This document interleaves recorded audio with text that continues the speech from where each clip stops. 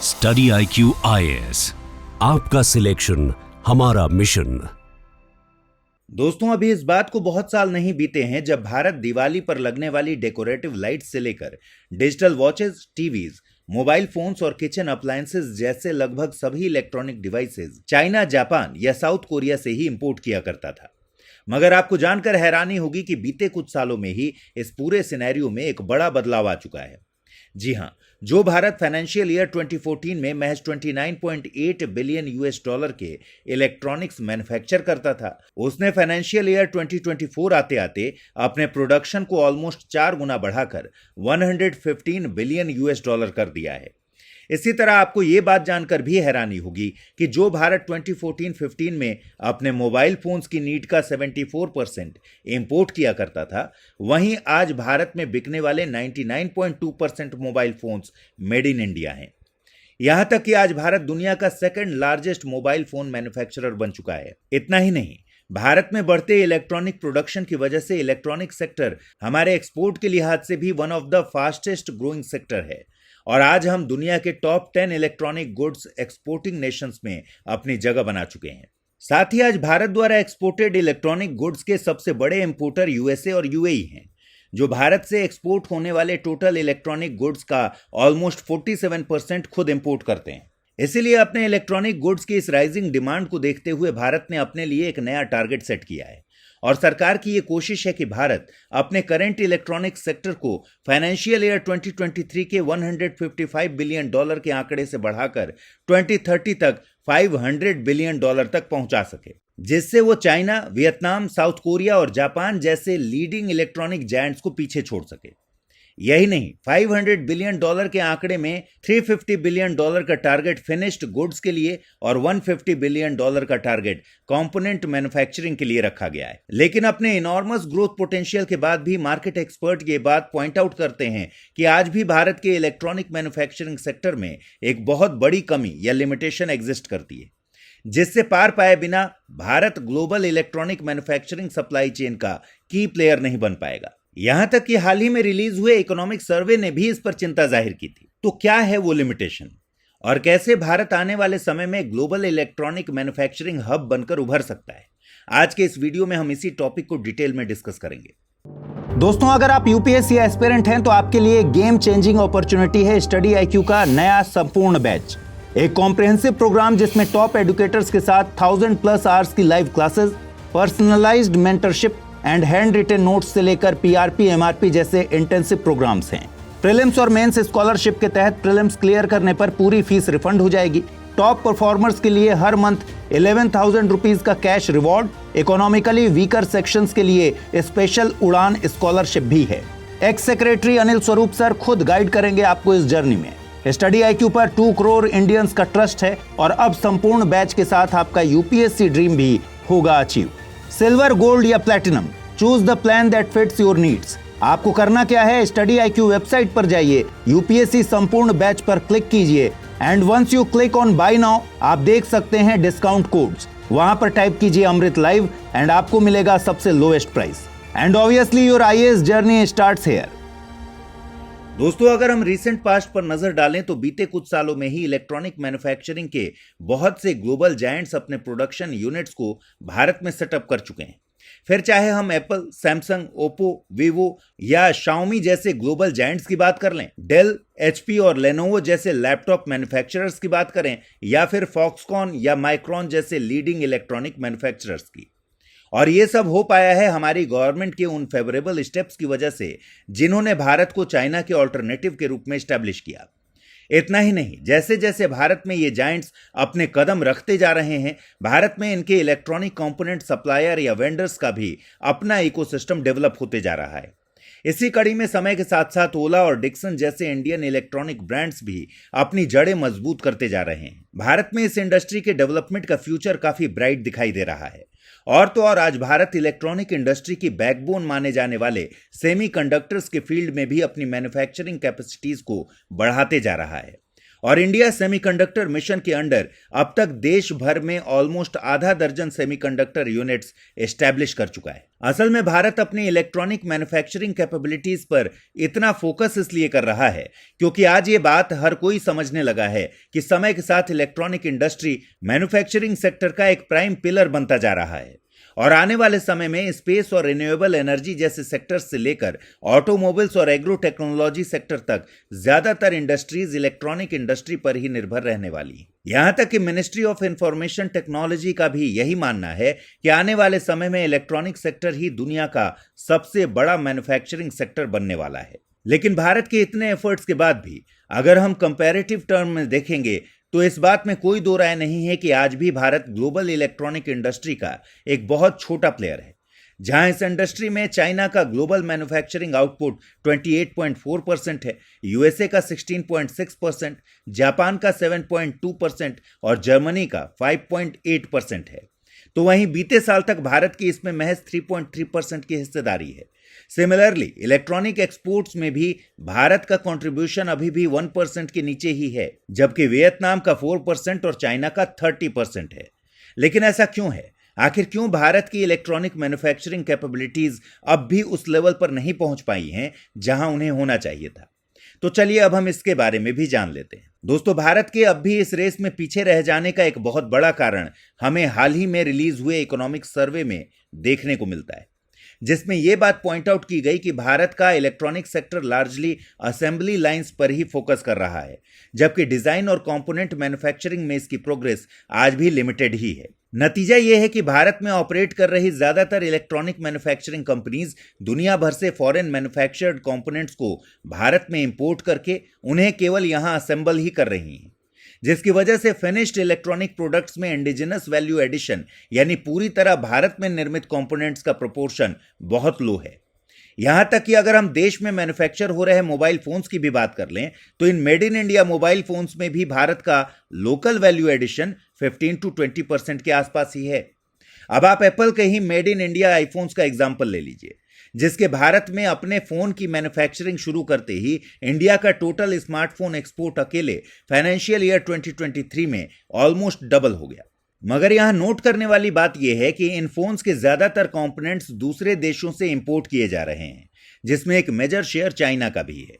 यही नहीं, in made in India iPhones में इंडिया में मैन्युफैक्चर्ड कंपोनेंट्स का शेयर 9% से भी कम है। यही कारण है कि जहां एक और भारत के एक्सपोर्ट्स में इलेक्ट्रॉनिक आइटम्स का शेयर बढ़ता जा रहा है, तो वहीं दूसरी तरफ उसका चाइना, हांगकांग और दूसरे एशियन टेक हब से सोर्स्ड इलेक्ट्रॉनिक कंपोनेंट्स का इंपोर्ट भी साल दर साल बढ़ता जा रहा है। अब हालांकि ये बात सही है कि इलेक्ट्रॉनिक्स और खासतौर पर मोबाइल फोन्स मैन्युफैक्चरिंग जैसी कॉम्प्लेक्स इंडस्ट्री में कोई भी कंट्री पूरे सप्लाई चेन कंपोनेंट्स को प्रैक्टिकल टर्म्स में डोमेस्टिकली प्रोड्यूस करना एक्सपेक्ट नहीं कर सकती। यहां तक कि इलेक्ट्रॉनिक्स वैल्यू चेन में चाइना का कंट्रीब्यूशन भी 40 to 45% ही होता है। मगर फिर भी गवर्नमेंट खुद ये बात मानती है कि भारत को अपने लोकल वैल्यू एडिशन के प्रोपोर्शन को बढ़ाकर कम से कम 35 to 40% करना होगा, क्योंकि तभी जाकर भारत सही मायनों में इलेक्ट्रॉनिक मैन्युफैक्चरिंग हब बन पाएगा। अब ऐसे में प्रश्न ये उठता है कि आखिर ये होगा कैसे? आखिर कैसे भारत इलेक्ट्रॉनिक मैन्युफैक्चरिंग के इस कॉम्प्लेक्स इंडस्ट्री में एक्सेल कर पाएगा? तो चलिए अब हम इस बारे में भी जान लेते हैं। तो दोस्तों, हमारे इस क्वेश्चन का आंसर बहुत हद तक दुनिया के लीडिंग मैन्युफैक्चरिंग हब्स की हिस्ट्री में छिपा है। वही हिस्ट्री जो ये दिखाती है कि किसी भी देश के पर्टिकुलर मैन्युफैक्चरिंग या इंडस्ट्रियल सेक्टर की ग्रोथ हमेशा एक लीडिंग रीजनल क्लस्टर के डेवलपमेंट के थ्रू ही हुई है। और ग्लोबल इलेक्ट्रॉनिक्स इंडस्ट्री की कहानी भी इससे कुछ अलग नहीं है। फिर चाहे हम इसकी शुरुआत करने वाले यूएस की सिलिकॉन वैली की बात कर लें या बाद में इलेक्ट्रॉनिक जायंट बनकर उभरे ताइवान, जापान और साउथ कोरिया की, यहां तक कि चाइना का शेंजन रीजन और वियतनाम का NKER यानी नॉर्दर्न की इकोनॉमिक रीजन भी यही दिखाता है कि कैसे कॉम्पिटिटिव रीजनल क्लस्टर्स के डेवलपमेंट ने ही इन देशों को इलेक्ट्रॉनिक इंडस्ट्री का फ्रंट रनर बनाया है। अब ऐसे में अगर हम भारत पर गौर करें तो यहां भी तमिलनाडु का श्री पेरम्बदूर रीजन और उत्तर प्रदेश का नोएडा आने वाले समय में भारत की इलेक्ट्रॉनिक मैन्युफैक्चरिंग की गाड़ी के इंजन साबित हो सकते हैं। आफ्टर ऑल आज भारत से होने वाला 50% इलेक्ट्रॉनिक एक्सपोर्ट यहीं मैन्युफैक्चर होता है, जिसकी वजह से तमिलनाडु और यूपी भारत के top 2 electronic goods exporter states हैं। बस भारत को जरूरत है कि अपने इन इलेक्ट्रॉनिक्स मैन्युफैक्चरिंग रीजन्स की ग्रोथ को एक्सेलरेट करे, जिसके लिए उसे कुछ डीप और एम्बिशियस रीजन लेड रिफॉर्म्स करने की जरूरत होगी। तो चलिए अब हम इन रिफॉर्म्स के बारे में भी बात करते हैं। अगर हम दुनिया के सक्सेसफुल इंडस्ट्रियल रीजन्स की स्टडी करें तो उनके ग्रो करने के पीछे बेसिकली 4 फैक्टर्स जिम्मेदार रहे हैं, जिसमें पहला फैक्टर है उनका large size.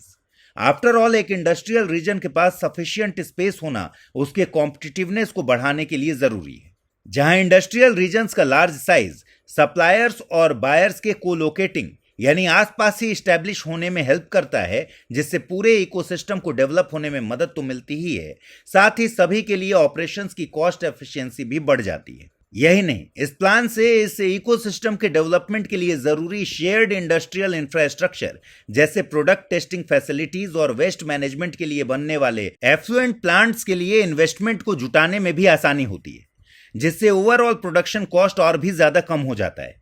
Similarly, manufacturing hubs के लार्ज जोन से स्टैब्लिश करने से यहां काम करने वाले वर्कर्स के लिए हाउसिंग, स्कूल्स, हॉस्पिटल्स और रिक्रिएशन फैसिलिटीज जैसे सोशल इंफ्रास्ट्रक्चर बिल्ड करना इजी हो जाता है। अब इस आर्गुमेंट को ध्यान में रखते हुए आप चाइना के स्पेशल इंडस्ट्रियल रीजन शेंजन का ही एग्जांपल ले लीजिए, जो लगभग 2000 स्क्वायर किलोमीटर के एरिया में स्टैब्लिश्ड है और $350 बिलियन का एक्सपोर्ट अकेले ही करता है। साथ ही यहां 5 मिलियन से भी ज्यादा वर्कर्स एम्प्लॉयड है। लेकिन अगर हम इसके कंपैरिजन में भारत के लार्जेस्ट इंडियन इलेक्ट्रॉनिक्स क्लस्टर की बात करें तो इसका साइज महज 2.5 स्क्वायर किलोमीटर के आसपास है, जिसे गवर्नमेंट ने इलेक्ट्रॉनिक्स मैन्युफैक्चरिंग क्लस्टर यानी ईएमसी स्कीम के अंडर गुजरात के मुंद्रा में स्टैब्लिश किया है, जहां लगभग 5000 लोग ही काम करते हैं। ऐसे में भारत के लिए जरूरी है कि वो भी बड़े इलेक्ट्रॉनिक मैन्युफैक्चरिंग रीजन एस्टैब्लिश करे, जिससे और भी टेक जायंट्स इंडिया में रिलोकेट होने के लिए अट्रैक्ट हों और भारत की इलेक्ट्रॉनिक मैन्युफैक्चरिंग इंडस्ट्री में इन्वेस्टमेंट्स को बढ़ावा मिले। मगर यह कहना जितना आसान है, करना उतना ही मुश्किल, क्योंकि ये बात हम सब जानते हैं कि भारत में पॉलिटिकल डिफिकल्टीज और लार्ज पीस ऑफ लैंड को अक्वायर करने की प्रोहिबिटिव कॉस्ट्स इस काम को कितना मुश्किल बना देती है। ऐसे में एक फ्रेश पीस ऑफ लैंड पर mega electronic manufacturing region establish करने के बजाय नोएडा और श्रीपेरुम्बदूर के एग्जिस्टिंग हब्स का ही एनलार्जमेंट किया जाना बेहतर होगा, जिसमें यहां की एग्जिस्टिंग फैक्ट्रीज और नए इलेक्ट्रॉनिक पार्क्स इंक्लूड किए जाएं। इससे यहां पहले से मौजूद फॉक्सकॉन, सैमसंग, नोकिया एटसेट्रा जैसे लीडिंग ब्रांड इस रीजन के एंकर इन्वेस्टर्स की भूमिका भी निभा सकते हैं, जो आने वाले समय में दूसरे डाउनस्ट्रीम पार्टनर्स और फर्दर इन्वेस्टमेंट्स को इन रीजन्स में अट्रैक्ट करने में की रोल प्ले करेंगे। लेकिन केवल लार्ज इलेक्ट्रॉनिक मैन्युफैक्चरिंग जोन से स्टैब्लिश करने भर से कुछ नहीं होगा, बल्कि यह तो बस शुरुआत है, क्योंकि इसके बाद जो सेकंड फैक्टर आता है उसके अकॉर्डिंग भारत को जरूरत होगी इन स्पेशलाइज्ड रीजन्स के रेगुलेटरी एनवायरनमेंट को एक्सपोर्ट के लिए कंड्यूसिव और दुनिया के बेस्ट मैन्युफैक्चरिंग रीजन्स के कंपेरेबल बनाने की, जिसके लिए सबसे पहले भारत को अपने टैक्सेशन और टैरिफ से जुड़े लॉज और रेगुलेशंस को सिंप्लीफाई करने की जरूरत है। अब देखिए, इलेक्ट्रॉनिक्स मैन्युफैक्चरिंग के लिए लाखों कंपोनेंट्स को सप्लाई चेन में यहां से वहां मूव कराने की जरूरत होती है, जिसमें extremely specialised supply chain participants के इन्वॉल्व होने का मतलब ही यही है कि इनमें से बहुत से मूवमेंट्स क्रॉस बॉर्डर भी होते हैं। यही नहीं, इन कंपोनेंट्स के डिजाइन्स भी तेजी से बदलते रहते हैं। यही कारण है कि इस फील्ड में वियतनाम और चाइना जैसे हमारे कॉम्पिटिटर्स भी फॉरेन वेंडर्स और ब्रांड्स को अपने कंपोनेंट इन्वेंट्री को बिना किसी टैक्स और टैरिफ इंप्लीकेशंस के अक्रॉस बॉर्डर मूव होने देते हैं, और इसी ने उनकी सक्सेस में एक की रोल प्ले किया है। लेकिन अगर हम करंट इंडियन टैक्स लॉज की बात करें तो ये फॉरेन एंटिटीज के लिए उनके इन्वेंट्रीज के मैनेजमेंट को एक्सट्रीमली टफ बना देते हैं, जिसकी वजह से देश में इलेक्ट्रॉनिक मैन्युफैक्चरिंग ही बेहद कॉम्प्लेक्स या डिफिकल्ट बन जाती है। रिपोर्ट्स बताती हैं कि भारत में कंपनीज को high import duties, expensive raw materials और लॉजिस्टिकल इनएफिशिएंसीज का सामना करना पड़ता है, जिसकी वजह से वियतनाम और मलेशिया के कंपैरिजन में भारत में इलेक्ट्रॉनिक्स की असेंबलिंग में 10 to 14% और इलेक्ट्रॉनिक कंपोनेंट्स को मैन्युफैक्चर करने में 14 to 18% का एडेड कॉस्ट डिसएडवांटेज जनरेट हो जाता है। अब हालांकि इंडियन गवर्नमेंट इससे पहले ऑयल एंड गैस इंडस्ट्री को रिक्वायर्ड टैक्स एक्सेप्शंस अलाउ कर चुकी है, जिस बारे में गवर्नमेंट का कहना था कि उसने ऐसा नेशनल इंटरेस्ट के लिए किया है। ऐसे में एक बार फिर इंडियन गवर्नमेंट को यह समझने की जरूरत है कि आज के समय में देश में इलेक्ट्रॉनिक मैन्युफैक्चरिंग सेक्टर को डेवलप करना भी सिमिलर नेशनल इंटरेस्ट के पॉइंट ऑफ व्यू से जरूरी है, दूसरी ओर यदि भारत को चाइना और वियतनाम जैसे लीडिंग इलेक्ट्रॉनिक मैन्युफैक्चरर्स से लोहा लेना है तो उसे भी अपने कॉर्पोरेट टैक्स और जीएसटी रेट्स को उनके अगेंस्ट ही बेंचमार्क करना होगा, जिससे वो भी ग्लोबल प्लेयर्स को अपने यहां अट्रैक्ट कर सके। सिमिलरली भारत के लिए प्रो एम्प्लॉयमेंट लेबर लॉज को इंप्लीमेंट करना भी जरूरी है, जैसे कि लॉन्गर शिफ्ट्स को अलाउ करना, ग्लोबली कॉम्पिटिटिव ओवरटाइम रूल्स को इंप्लीमेंट करना और मैन्युफैक्चरिंग प्लांट्स में विमेन एम्प्लॉयमेंट से रिलेटेड रेस्ट्रिक्शंस को रिमूव करना। आफ्टर ऑल आज ये बात एस्टेब्लिश हो चुकी है कि फाइन कंपोनेंट असेंबली में अपने फिंगर्स की डेक्सटेरिटी, प्रिसीजन वर्क और पिन पॉइंट फोकस की वजह से शॉप फ्लोर्स पर विमेन मेन से बेटर परफॉर्म करती हैं। इसीलिए आज इलेक्ट्रॉनिक वर्कर्स में विमेन वर्कर्स का प्रोपोर्शन तेजी से बढ़ता जा रहा है। ऐसे में यह बात भी तय है कि जैसे जैसे भारत में इलेक्ट्रॉनिक प्रोडक्शन बढ़ेगा, उसकी लेबर फोर्स में विमेन का पार्टिसिपेशन रेट भी बढ़ता चला जाएगा, जिसका डायरेक्ट इंपैक्ट देश के दूसरे सोशियो इकोनॉमिक पैटर्न्स पर भी पड़ेगा। खैर दोस्तों, अगर हम इसके बाद थर्ड फैक्टर की बात करें तो देश के इलेक्ट्रॉनिक्स मैन्युफैक्चरिंग क्लस्टर्स में ये सारे चेंजेस सही तरह से इंप्लीमेंट करने के लिए जरूरी है कि इन एरियाज में रेस्पॉन्सिव गवर्नेंस इंश्योर किया जाए और उसके लिए सेंट्रल और स्टेट गवर्नमेंट्स को कुछ रिक्विजिट पावर्स ईएमसी अथॉरिटी को देनी होगी, जिससे वो नीड के अकॉर्डिंग सभी नेसेसरी अप्रूवल्स और परमिशन खुद ही प्रोवाइड कर सके। जहां खास तौर पर इन रीजन्स में ग्रीन कवर और पॉल्यूशन कंट्रोल से रिलेटेड रूल्स को इंप्लीमेंट करने या नॉर्म्स को ईज करने की पावर पूरी तरह से ईएमसी अथॉरिटी के अंडर ही जानी चाहिए, जिससे इन रीजन्स में ईज ऑफ डूइंग बिजनेस को बढ़ावा दिया जा सके। इन शॉर्ट, जिस तरह सेंट्रल गवर्नमेंट ने गिफ्ट सिटी के लिए एक डिफरेंशियली रेगुलेटेड जोन एनेबल करने का काम किया है, अब ठीक वैसा ही काम इलेक्ट्रॉनिक्स मैन्युफैक्चरिंग रीजन्स के लिए भी किए जाने की जरूरत है। मगर इन सारे एफर्ट्स के बाद भी भारत का मैन्युफैक्चरिंग सेक्टर तब तक केवल असेंबली लाइन होने के टैग से बाहर नहीं निकल पाएगा जब तक वो फोर्थ और मोस्ट इंपॉर्टेंट फैक्टर पर काम ना करे। जी हां, अगर हम एक बार फिर दुनिया के लीडिंग मैन्युफैक्चरिंग हब्स की हिस्ट्री पर गौर करें तो इन सब की कहानी में एक फैक्टर कॉमन है और वो है इनोवेशन एंड रिसर्च, जिसने इन्हें अपना अलग एज प्रोवाइड किया है। For example, second world war के बाद जब जापान की इकोनॉमी ऑलमोस्ट डिस्ट्रक्शन की कगार पर खड़ी थी, तब जापानीज इलेक्ट्रॉनिक इंडस्ट्री और सोनी के को-फाउंडर मसारू इबुका ने जापान के पहले ट्रांजिस्टर रेडियो को जन्म देकर पूरे रेडियो मार्केट को रिवोल्यूशनाइज कर दिया, जिसके बाद कई दशकों तक जापान ने नए नए इनोवेशंस ले आकर इलेक्ट्रॉनिक मार्केट की सेंट्रल पोजीशन पर कैप्चर जमाए रखा। इसी तरह 1980s में ताइवान के राइज के पीछे भी सेमीकंडक्टर्स और इनोवेशन में हुए हैवी इन्वेस्टमेंट्स का ही हाथ था,